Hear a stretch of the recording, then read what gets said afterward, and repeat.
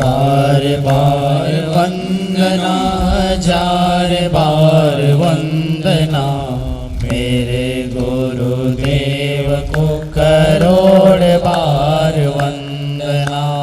करोड़ बार वंदना, अनंत बार वंदना, करोड़ बार वंदना, अनंत बार वंदना, संत के सम्राट को बार बार वंदना, संत के सम्राट को बार बार वंदना।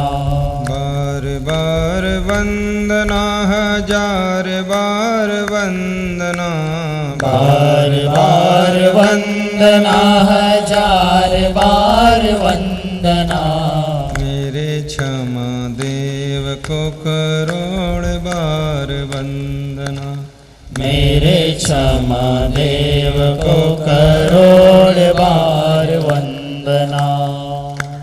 राम जी की वंदना, कृष्ण जी की वंदना, राम जी की वंदना, कृष्ण जी की वंदना, सद्गुरु कबीर की बार बार वंदना, सद्गुरु कबीर की बार बार वंदना।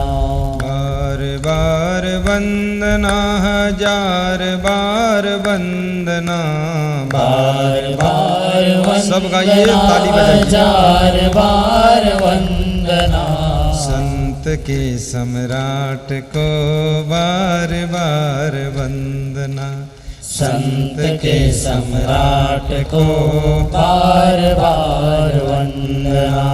मेरे क्षमा देव को बार बार वंदना, मेरे क्षमा देव को बार बार वंदना, बार बार वंदना, हजार बार वंदना, बार बार वंदना, हजार बार वंदना। बोलिए सद्गुरु भगवान की जय, संत समाज की जय। प्रातः स्मरणीय पूज्यपाद सद्गुरु श्री क्षमादेव जी की पावन चरणों का आशीर्वाद लेकर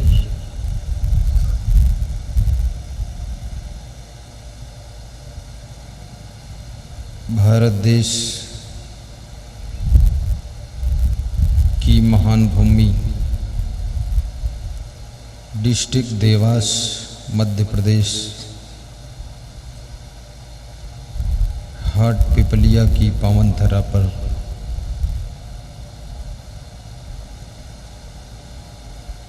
मेला ग्राउंड में सुखद सत्संग कथा में हम और आप निमज्जन करेंगे, जीवन को सार्थक बनाएंगे।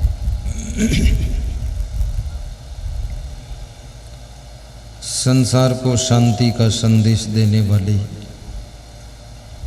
समस्त संत महात्मा, धर्म की रक्षा करने वाले श्रोता बंधुओं, प्रेम और सेवा की मूर्ति माताओं बहनों तथा मेरे प्रिय आत्मन बच्चों, भगवान श्री कृष्ण और अर्जुन के बीच में संवाद चल रहा है। अर्जुन उस प्रतिभा का नाम है जो विभिन्न स्थानों से अनेक नर नारियों से विचित्र विचित्र गुणों को, विभिन्न कलाओं को अर्जित करके अपने आप को गुणों का गुलदस्ता बनाता है, उसको अर्जुन कहा जाता है। श्री कृष्ण उस प्रतिभा का नाम है। कृष्ण माने कर्षण होता है, कर्षण माने आकर्षण होता है, आकर्षण माने चुंबक होता है, जिसको इंग्लिश में अट्रैक्शन कहते हैं। ऐसा व्यक्ति जो पूरी दुनिया को अपनी ओर आकर्षित करता है, खींचता है चुंबक की तरह, और खींच करके जो हमको बुराइयों से खींचकर अच्छाइयों की राह पर चलना सिखाता है, अधर्म से धर्म के पथ पर चलने की शक्ति देता है, उस व्यक्तित्व का नाम श्री कृष्ण भगवान है।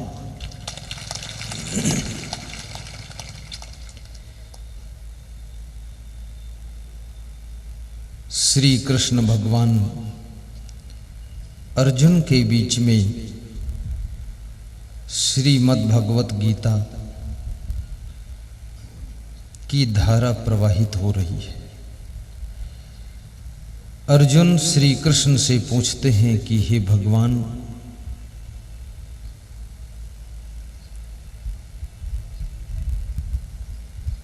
वे कौन से लोग हैं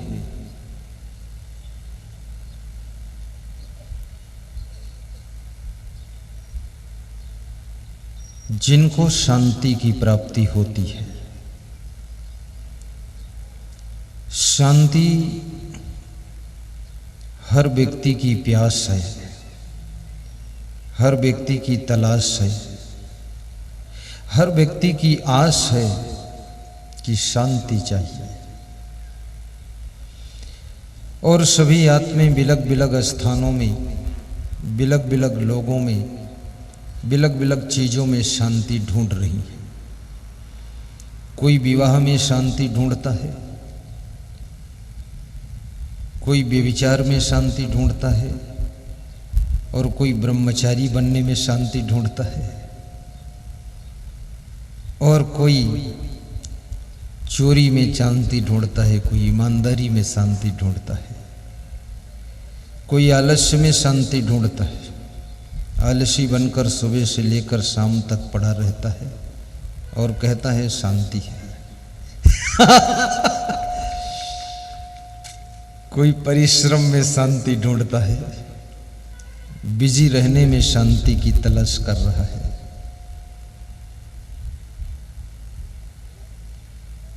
लेकिन शांति मिली किसको है? आज ये बड़ा प्रश्न अर्जुन ने कृष्ण भगवान के सामने रखा है। इसका उत्तर थोड़ी देर में दूंगा, थोड़ा आपको इंतजार करना पड़ेगा। एक दूसरा प्रश्न आपके बीच में रख रहा हूं।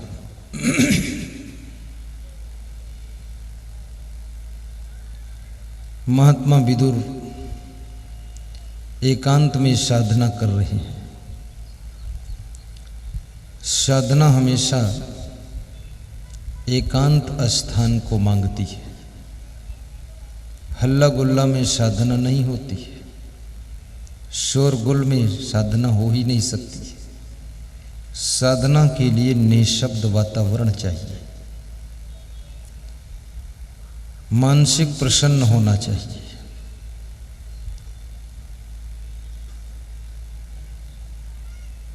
हस्तिनापुर के राजमहल में विराजमान महाराजा धीराज धृतराष्ट्र दुख में डूबे हुए हैं। राजा हो या महाराजा हो, गरीब हो या भिखारी हो, जिसके पास में समझदारी नहीं है, ज्ञान नहीं है, वो हमेशा दुख में ही डूबा रहेगा। अभी जब मैं गाड़ी से उतरा और ऊपर आ रहा था तो बहुत लोगों ने प्रयास किया कि मंत्री जी आप भी ऊपर चढ़ो। मंत्री जी ने दोनों हाथ हिला दिया, नहीं नहीं नहीं नहीं, नहीं मैं नहीं जाऊंगा। तो मैंने सोचा मंत्री जी कुछ नाराज हैं क्या, साथ में ऊपर भी नहीं जाना चाहते? सारी दुनिया ऊपर हमसे पहले ही चढ़ के खड़ी हो जाती, वो साथ में भी नहीं जाना चाहते। लेकिन नाराज नहीं थे, वे अपने को ज़्यादा लाइट में लाना नहीं चाहते। बहुत समझदार हैं, वो जानते ये सत्संग है, इसमें जो भी लाइट में रहें, गुरुदेव रहें, हमको ज़रूरत नहीं है, बस हमको उनका आशीर्वाद मिले इतने काफ़ी है बस। वे नहीं चढ़े, फिर बड़ी मुश्किल से जब आरती करना हुआ तो फंस गई, क्या करें। तो संत ने कहा आरती कर लो, फिर जैसी इच्छा हो उतर जाना। आरती किया, प्रणाम किया तो मैंने उनके कान में कहा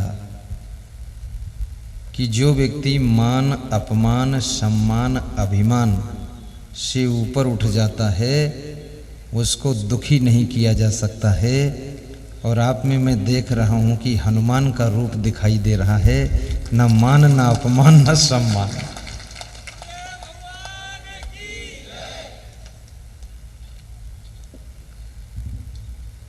हनुमान जी में ये विशेषता थी, काम तो पूरा करते थे लेकिन आड़ में हाथ जोड़कर बैठे रहते थे। राम भगवान के जितने मानने वाले हैं उससे ज़्यादा हनुमान जी को मानने वाले।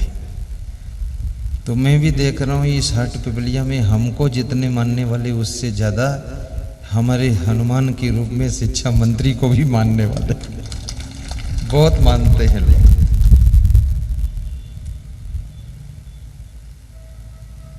और ये आपकी उपस्थिति देख करके मुझे बड़ी प्रसन्नता हुई है। एक तो गर्मी का महीना है, दूसरे शादियों का टाइम है,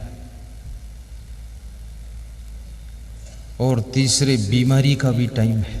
इस समय बीमारियां भी बहुत हैं, शादी के साथ बीमारी जुड़ी रहती है, क्योंकि लोग शादी में जाते हैं तो ओवरलोड खाते हैं और उसके बाद बीमार होकर आते हैं। हालांकि शादी में जाओ तो कम खाओ, बेटी वाले का खर्चा कम होगा, लेकिन लोग इतना खा लेते हैं कि एक हफ्ते घर में खाने की जरूरत भी न पड़े। बहुत बीमारियां आती हैं। कम खाओ और गम खाओ, और जहां सत्संग में हंसी आए तो जोर से हंसो भी। ऐसे मत बैठना कि जैसे मरघट में किसी को दफनाने गए। हंसना भी चाहिए और बेहद हंसो, क्योंकि यहीं हंस लोगे तो हंस लोगे, घर में तो फंसे ही रहोगे हंसोगे।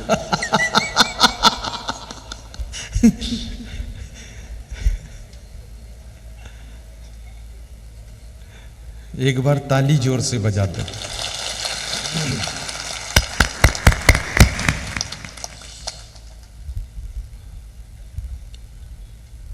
लकवा अटैक होने की संभावना हो, मुफ्त का इलाज है। दिन भर में 7 बार ताली बजा बजा कर जोर से हंसिए, लकवा अटैक रुक जाएगा। हार्ट अटैक होने की संभावना है, 11 बार ताली बजा बजा कर हंसिए, हार्ट अटैक रुक जाएगा। और शुगर हो चुकी है तो हर घंटे में 1 बार ठहाका मार कर हंसिए, शुगर भी निकल कर बाहर हो जाएगी। ये बहुत अच्छा फार्मूला बता, मुफ्त का इलाज है। अब कुछ देना चाहे ना तो हमको दे देना दान दक्षिणा, इलाज तो फ्री में बता दिया।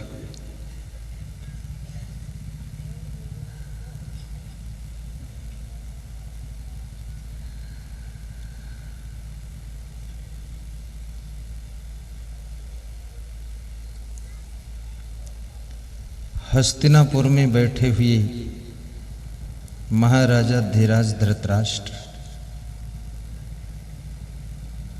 दुख में डूबे हुए हैं।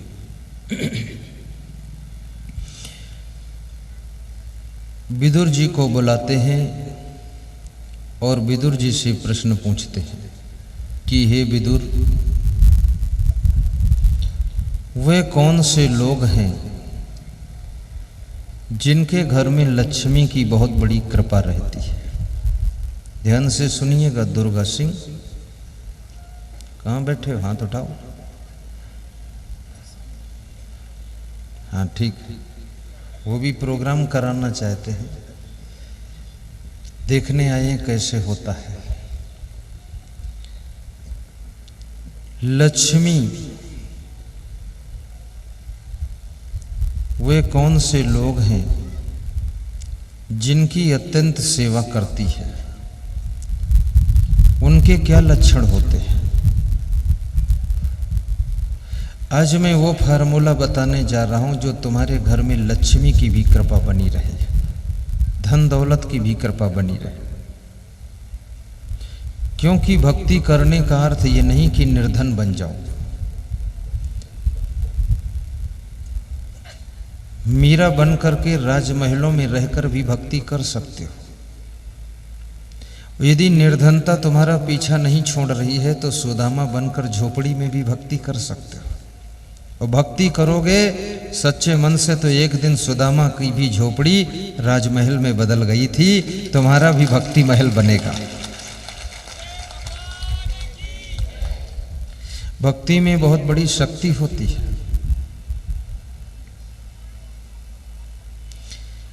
लात मारकर निकाला गया विभीषण लंका से बाहर हो गया, लेकिन आपको पता होगा कि राज तिलक तो विभीषण का ही हुआ था अंत में। ये भक्ति की ताकत थी।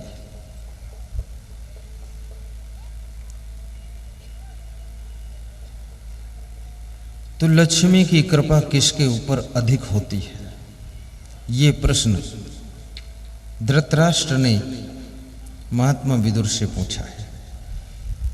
इसका उत्तर भी थोड़ी देर में दूंगा, थोड़ा इंतजार करो। तीसरा प्रश्न है, संत कबीर का नाम आपने सुना होगा। कबीर वो संत का नाम है जिसकी न कोई जाति है, न पाति है, न मत है, न मजहब है, जो किसी एक का नहीं है, जो अनेक का हो चुका है। उस प्रतिभा का नाम कबीर है। और कबीर को जो समझ लेता है वो दुनिया के अंदर, याद रखना, आत्मज्ञान की ऊंचाइयों को छू करके संसार के दुखों से पार हो जाता है। कबीर से प्रश्न पूछा गया, बड़ा मार्मिक प्रश्न है।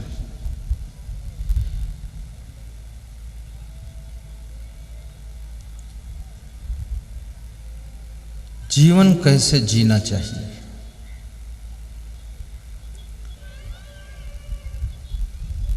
क्योंकि ये मनुष्य का जीवन मिलता तो सभी को है, और बहुत लोगों के लिए तो मनुष्य का जीवन बहुत भार हो गया है।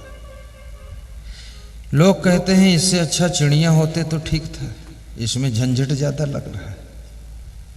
कुछ लोग सोचते हैं हमसे तो जानवर भी अच्छे, इतनी टेंशन उनको भी नहीं। मनुष्य जीवन जीने की कला क्या है? जो हंसते हंसते जिंदगी गुजर जाए।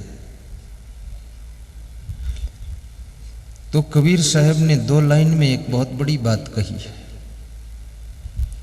कबीर, जब हम पैदा हुए जग हंसे हम रोए, ऐसी करनी कर चलो हम हंसे जग रोए।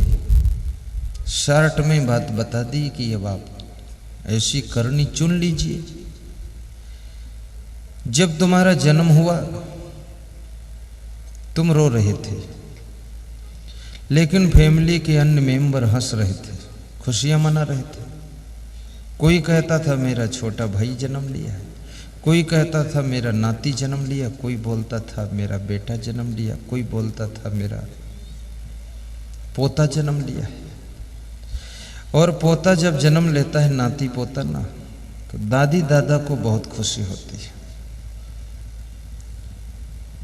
और कितने पोते तो ऐसे पैदा होते हैं जवान होने पर दादी दादा को भी लीप पोत कर बराबर कर देते। उनकी सारी खुशियां विदा हो जाती है। जब देखो तब मोबाइल लिए बैठा है, रजाई के अंदर मोबाइल चला रहा है, चुपके चुपके मोबाइल चला रहा है। और मोबाइल की समस्या बहुत बड़ी पैदा हो गई है।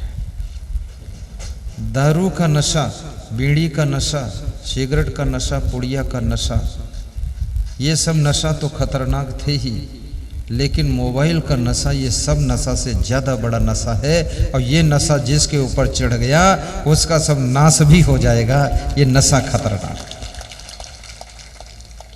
विद्यार्थियों को मोबाइल के नशा से बचना चाहिए और साधु को मोबाइल के नशा से तो पूरा पूरा बचना चाहिए। कितने साधुओं को भी मोबाइल का नशा चौपट कर चुका है। पढ़ना लिखना कुछ नहीं, ना रामायण, ना गीता, ना विदुर नीति, उनकी मोबाइल नीति चल रही है। मैं हांगकांग गया था, वहां मैं जिसको देखता था सब मोबाइल में ही फंसे हुए। कोई मुंडी उठाकर देखता ही नहीं था हमारी ओर, खाली हम ही थे, सबका मुंह देखते थे तो सब सिर नीचे गए। अनावश्यक मोबाइल का प्रयोग मत कीजिए। कम उम्र में मोबाइल को रखने की कोशिश मत कीजिए।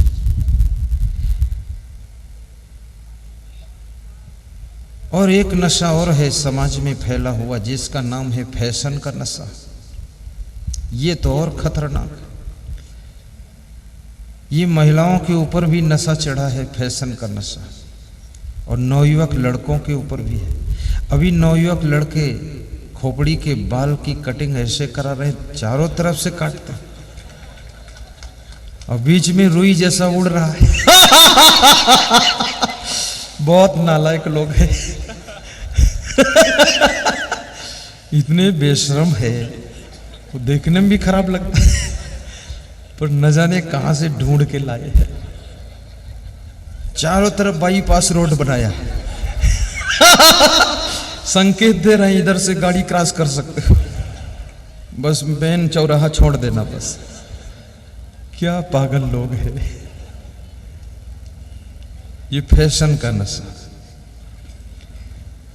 अब लड़कियों के ऊपर बालों का नशा इनके ऊपर है। बाल इधर मोड़ना, उधर लटकाना, बीच में गोलगप्पा बनाना, 2-3 तरफ के टेढ़ी लाइन निकालना।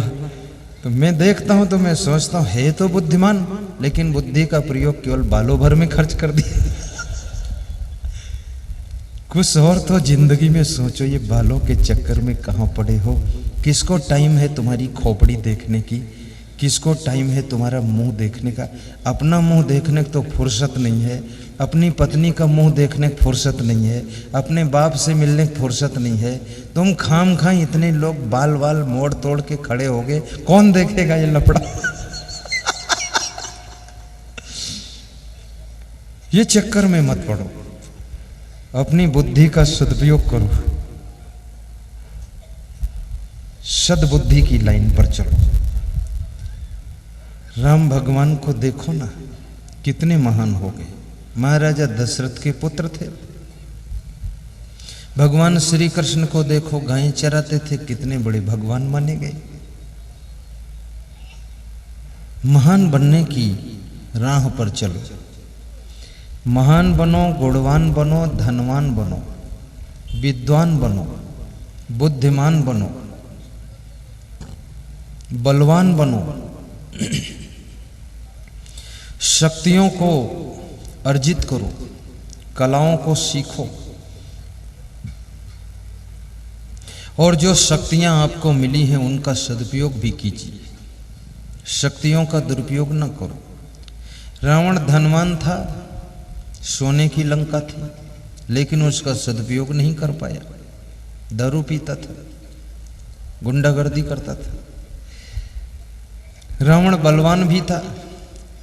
रावण की पत्नी जब समझाती थी मंदोदरी की शांत रहो, विवाद मत करो, भगवान राम की सीता को वापस कर दो, तो रावण अपनी पत्नी मंदोदरी को डांटता था और कहता था चुप, मैं रावण हूं।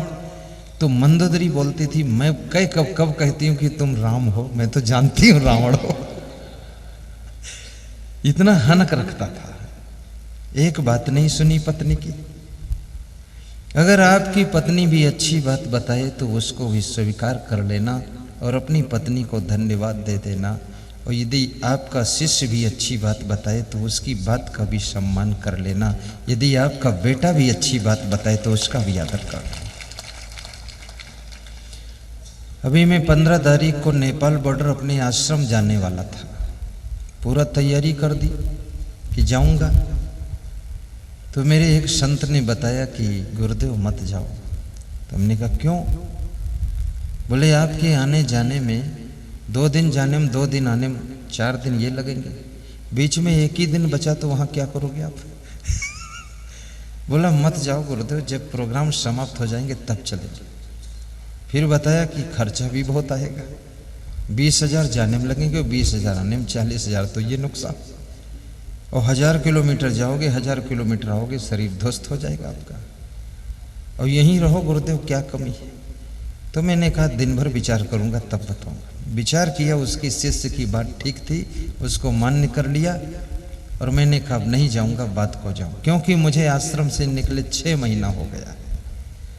तो इच्छा होती थी जाऊं, जरा गुरु जी का दर्शन भी कराऊं, सबको मिल के आऊं।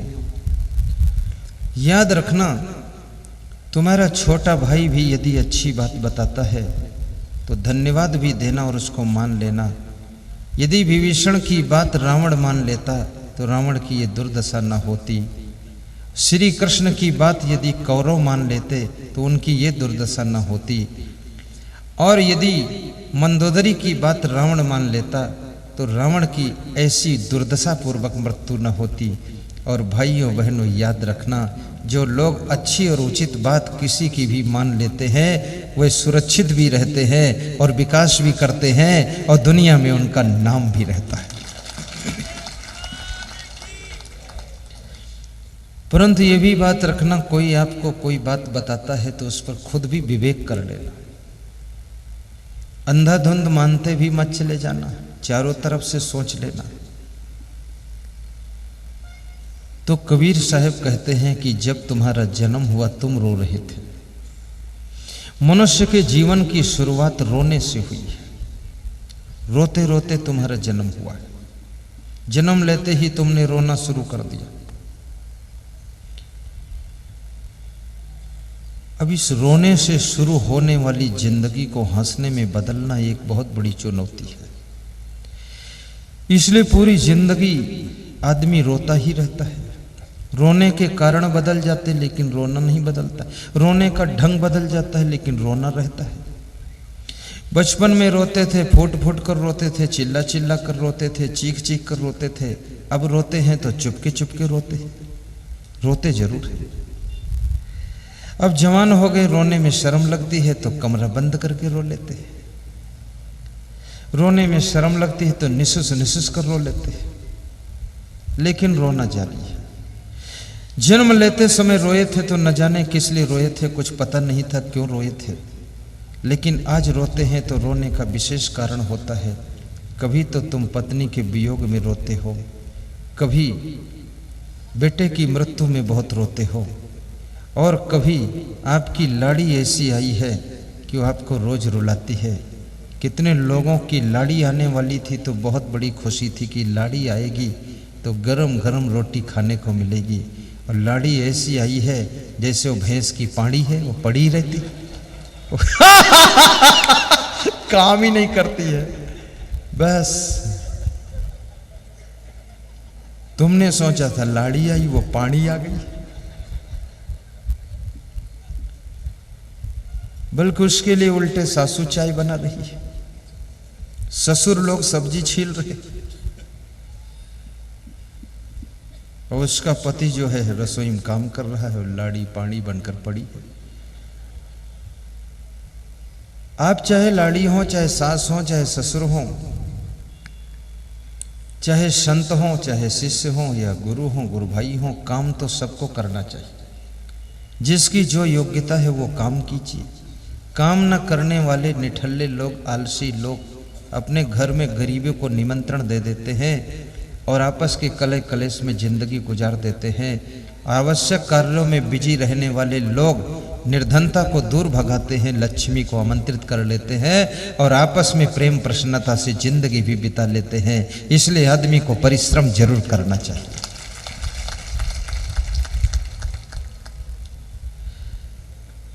हम लोग साधु संत हैं लेकिन फिर भी परिश्रम करते रहते हैं।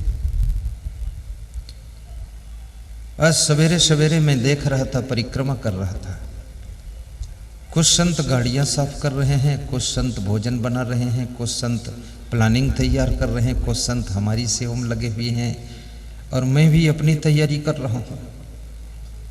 ऐसा नहीं कि रात दिन सोते रहो, बहुत काम करना है। और ये हमारा भारत देश, इसको सोने की चिड़िया कहा जाता था और इसको महान भारत कहा जाता है। और भारत देश को विश्व गुरु के लेवल में लाने की बात कही जाती है, लेकिन ये कब ऐसा हो सकता है जब हम सब लोग संकल्प लेकर के परिश्रम करेंगे, अच्छी तरह से अपनी ऊर्जा का प्रयोग करेंगे, तो भारत देश का जो सपना है वो सब पूरा होने लग जाएगा और फिर से ये सोने की चिड़िया बन जाएगा। भारत देश महान तो जरूर है, इसमें कोई संदेह नहीं, क्योंकि मैं कई देशों में गया हूं सत्संग करने के लिए, पर भारत देश से अच्छा देश हमको कोई नहीं लगा है। और भारत देश में भी मध्य प्रदेश को ज़्यादा ही अच्छा लगा है। ये आपको खुश करने के लिए नहीं कह रहा हूँ, सच में कह रहा हूँ।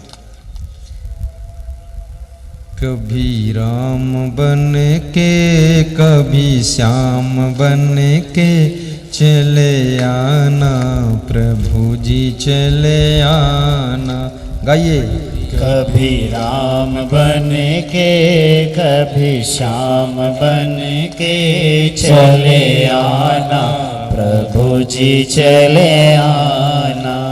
तुम राम रूप में आना, तुम राम रूप में आना। सीता साथ लेके धनुष हाथ लेके चले आना, जोर से ताली बजाओ, जी चले जोर से आना। सीता साथ लेके धनुष हाथ लेके चले आना, प्रभु जी चले आना।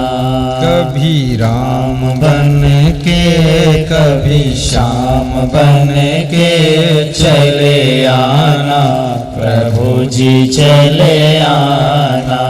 कभी राम बन के कभी श्याम बन के चले आना, प्रभु जी चले आना।